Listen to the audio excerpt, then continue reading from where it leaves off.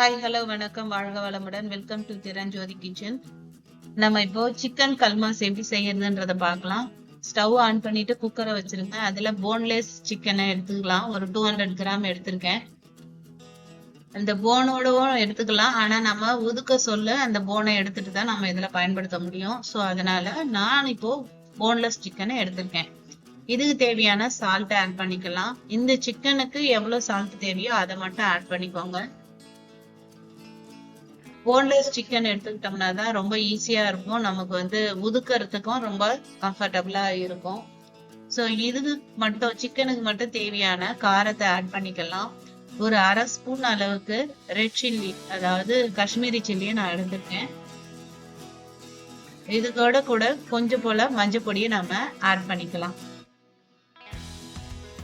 இந்த சிக்கன் கல்மாஸ் அவ்வளோ டேஸ்டா இருக்கும். பசங்க ரொம்ப விரும்பி சாப்பிடுவாங்க. இது ஸ்நாக்ஸா நம்ம யூஸ் பண்ணிக்கலாம். நைட்டு டின்னருக்கும் நம்ம இதை யூஸ் பண்ணிக்கலாம். இதை அப்படியே கலந்து விட்டுடலாம். இதை நல்லா கலந்து விட்டுடுவோம்.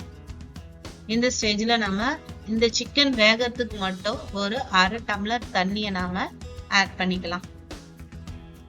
ஏன்னா சிக்கன் வேகத்துக்கு மட்டும் தான் நமக்கு தண்ணி தேவைப்படும்.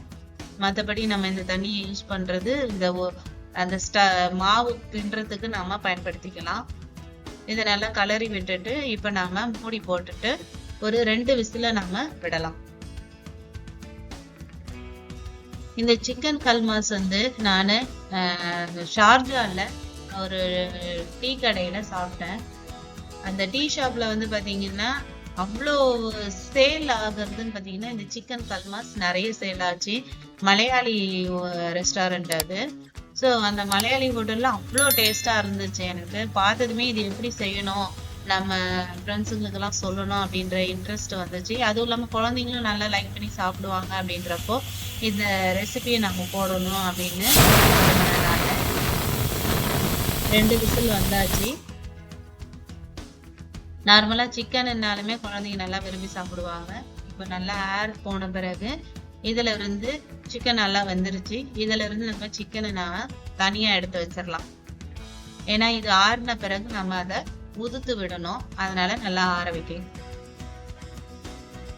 இதுல சிக்கன்ல பாத்தீங்கன்னா காரம், உப்பு எல்லாமே இதுல இருக்கும். அதனால ரொம்ப டேஸ்டாவும் இருக்கும். நல்லா ஆறட்டும். இப்ப நம்ம ஸ்டஃப்புக்கு தேவையான விஷயங்களை ரெடி பண்ணிடலாம். தவா வச்சுட்டு போறோம். நாம இப்போ தவால ஒரு 3 ஸ்பூன் அளவுக்கு ஆயில ஊத்திக்கலாம். நீங்க தேங்காய் எண்ணெய் யூஸ் பண்றதுனால யூஸ் பண்ணிக்கலாம். நான் இதுல கடலெண்ணெய் தான் யூஸ் பண்ணிருக்கேன். நான் செக்கெண்ணெய் தான் பயன்படுத்துவோம். ஸோ அதனால கடலெண்ணெய் யூஸ் பண்ணிட்டு இருக்கேன். இதோட கூட ஒரு 3 வெங்காயம் நான் சின்ன சின்னதா கட் பண்ணி வச்சிருக்கேன். உங்களுக்கு எக்ஸஸா தேவைப்படும், நல்லா ஆனியன் நல்லா லைக் பண்ணி சாப்பிட்றவங்க அப்படின்னா நீங்க 4 கூட வச்சுக்கலாம். நான் இப்போ 3 வெங்காயம் பெரிய பெரிய வெங்காயமா கட் பண்ணி வச்சிருக்கேன். இது நல்லா கோல்டன் ப்ரௌன்ல வர்ற வரைக்கும் நாம வதக்கணும். வெங்காயம் எந்த அளவுக்கு வதங்குதோ அந்த அளவுக்கு எல்லா ஃபுட்டுமே நம்ம என்ன நேரத்துல வெங்காயம் எல்லாம் இந்த மாதிரி போடுறோமோ அதுக்கு எல்லாமே நல்லா ஃப்ரை பண்ணி போட்டோம்னா ரொம்ப டேஸ்டா இருக்கும். இந்த ஸ்டேஜ்ல நாம இஞ்சி பூண்டு பேஸ்ட்டை ஆட் பண்ணிக்கலாம். ஒரு 1/2 ஸ்பூன் அளவுக்கு இஞ்சி பூண்டு பேஸ்ட் ஆட் பண்ணி பச்சை வாடை போகிற வரைக்கும் வதக்கிக்கலாம். இஞ்சி பூண்டு பேஸ்ட் போட்டாலுமே அது ஒரு தனி மனம் தான், ஒரு டேஸ்ட்டு, ஒரு ஸ்மெல்லு அந்த அளவுக்கு நல்லா இருக்கும். இப்போ நம்ம உதுத்து வச்சிருக்கிற சிக்கனை ஆட் பண்ணிக்கலாம்.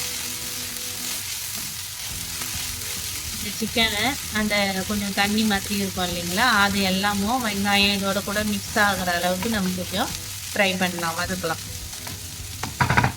நல்லா வதங்கிட்டு இருக்கு. இது ஒன்று சிக்கனும் ஆனியனும் மெர்ஜ் ஆகுற வரைக்கும் நம்ம வதங்கணும். இதோட கூட உங்களுக்கு பச்சை மிளகாய் கொஞ்சம் வந்தா நல்லா இருக்கும் அப்படின்னு ஃபீல் பண்ணா கூட நீங்க பச்சை மிளகாவும் ஆட் பண்ணிக்கலாம்.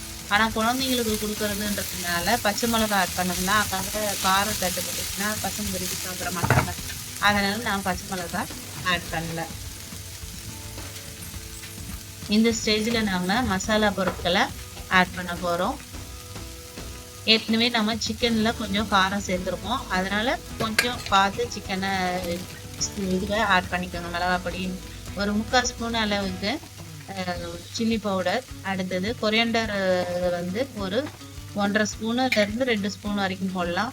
கொஞ்சம் கரம் மசாலா போட போறோம்.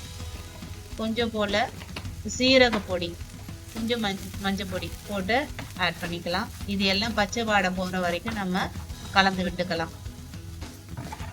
இதுல வந்து காஷ்மீரி சில்லி ஆட் பண்ணியிருக்கோம், கொரியாண்டர் பவுடர் ஆட் பண்ணியிருக்கோம், அடுத்தது வந்து பார்த்தீங்கன்னா சீரக பொடியை ஆட் பண்ணியிருக்கோம், கொஞ்சம் போல மஞ்சள் பொடியை ஆட் பண்ணி இது நல்லா மிக்ஸ் ஆகணும். இந்த பச்சை வாடை போகிற வரைக்கும் வதக்கிட்டு ஒரு 1/2 ஸ்பூன் அளவுக்கு பாதி லெமன் புழிஞ்சு எடுத்துக்கலாம். 1/2 ஸ்பூன் சாறு வரும் அதில்.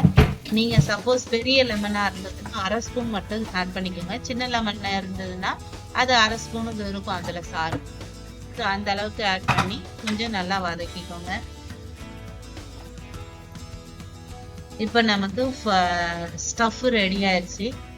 இதோட கூட கொஞ்சம் சால்ட், ஏற்கனவே சிக்கன்ல சால்ட் ஆட் பண்ணியிருக்கோம், அதை போக தேவையான சால்ட்டை ஆட் பண்ணிக்கோங்க. அதுக்கு நீங்க போடுறதுக்கு முன்னாடியே கொஞ்சம் டேஸ்ட் பண்ணி பார்த்துட்டு ஆட் பண்ணிக்கோங்க. இப்போ வந்து ஸ்டஃப் வந்து ரெடி ஆயிடுச்சு. அப்படியே சிம்ல வச்சுட்டு ஒரு 2-3 மினிட்ஸ் வந்து விட்டோம்னா அதுல இருக்கக்கூடிய ஈரல் பதம் எல்லாம் போயிடும். இப்ப பாருங்க இதெல்லாம் கரெக்டா வந்து இப்ப நம்ம தனியா பிளேட்ல எடுத்து வச்சிடலாம். இப்போ அதுக்கு தேவையான மாவு ரெடி பண்ணிடலாம்.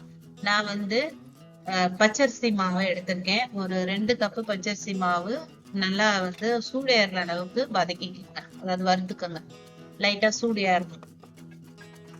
சூடு ஏறின பிறகு அதை பவுல்ல கொட்டிட்டு இதோட கூட நம்ம என்னென்ன ஆட் பண்ண போறோம் அப்படின்னா ஒரு 2 துண்டு தேங்காய், ஒரு 4-5 சின்ன வெங்காயத்தை போட்டு நல்லா பொடியா வர வரைக்கும் மிக்சியில போட்டு நல்லா அரைச்சிட்டு, தண்ணி எல்லாம் போடாம அரைக்கணும். அதோட கூட மாவுல ஆட் பண்ணிட்டு சுடு தண்ணி நல்லா காய வச்சு அந்த தண்ணியோட இந்த மாவை மிக்ஸ் பண்ணிடணும். எப்படின்னா உருண்டை மாவு பண்ணுவோம் இல்லைங்களா, அதுக்கு. இப்போ ஏற்கனவே சிக்கன் தண்ணியும் இருக்கும், அதையும் இதோட இதுவே சேர்த்து நீங்க மிக்ஸ் பண்ணிக்கலாம். மிக்ஸ் பண்ணிட்டு இப்போ மாவும் ஸ்டஃப்பும் ரெடியா இருக்கு. இப்போ நம்ம இது வந்து கொழுக்கட்டை மாதிரி நீளமா நம்ம வந்து விநாயகருக்கு படைப்போம் இல்லைங்களா, உள்ள வந்து வேர்க்கடல இல்ல எள்ளு போட்டு பண்ணுவோம் இல்லைங்களா, அந்த மாதிரி இதை நீட்டமா இதை பண்ணணும். மாவு நல்லா தட்டிட்டு அதோட கூட இது பாருங்க, எவ்வளவு மெலிசா உங்களால தட்ட முடியுமோ அவ்வளவு மெலிசா தட்டி மடிக்கிறதுக்கு உதிராம இருக்கணும். அதனுக்குள்ள ஸ்டஃப்பை வச்சுட்டு நீல வாக்கத்துல கொழுக்கட்டை மாதிரி நம்ம அதை பண்ணணும். பாருங்க இப்படி இருக்கணும். இந்த எல்லா இடத்துலயுமே அது வந்து மூடி இருக்கணும். இது வந்து கொஞ்சம் ஒர்க்கு அதிகம்தான், ஆனா அது பசங்க விரும்பி சாப்பிட்றப்போ அவங்களுடைய முகத்துல அந்த ஒரு சந்தோஷத்தை நம்ம பார்க்க சொல்ல நமக்கு இந்த வேலை எல்லாம் இந்த பர்டன்லாம் வந்து பெருசாவே நமக்கு தெரியாது. ஒரு புது வகையான டிஷ் நம்ம பசங்களுக்கு கொடுக்க சொல்ல நல்லா லைக் பண்ணி சாப்பிடுவாங்க. இதை ஈவன் நைட் டின்னருக்கு நம்ம இதை பெருசா வச்சுக்கலாம். ஏன்னா நாங்க வந்து நைட் டின்னருக்கு யூஸ் வச்சுப்போம்.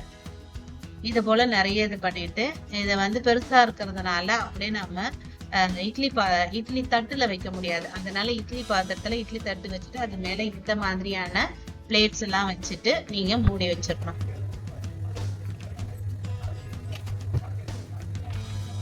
இப்போ இந்த கல்மாஸை டிப் பண்ண போறோம். மிளகாய் பொடி 1 ஸ்பூன் அளவுக்கு, சில்லி பவுடர், காஷ்மீரி சில்லி, கொஞ்சம் போல மஞ்சள் பொடி, கொஞ்சம் சால்ட் ஆட் பண்ணி இதுல நிறைய தண்ணி ஊற்றி அது தண்ணியா நாம பண்ணிக்கணும். ஏன்னா இதுலதான் நாம கல்மாஸை டிப் பண்ண போறோம்.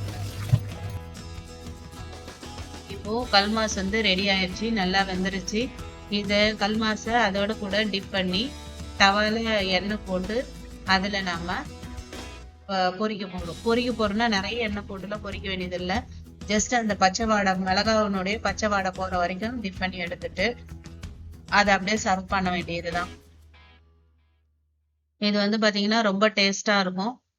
இது பசங்களும் விரும்பி சாப்பிடுவாங்க. இப்போ சிக்கன் கல்மாஸ் ரெடி ஆயிடுச்சு. உங்க வீட்டுல செஞ்சு பாருங்க. தேங்க்யூ. வாழ்க வளமுடன். நன்றி.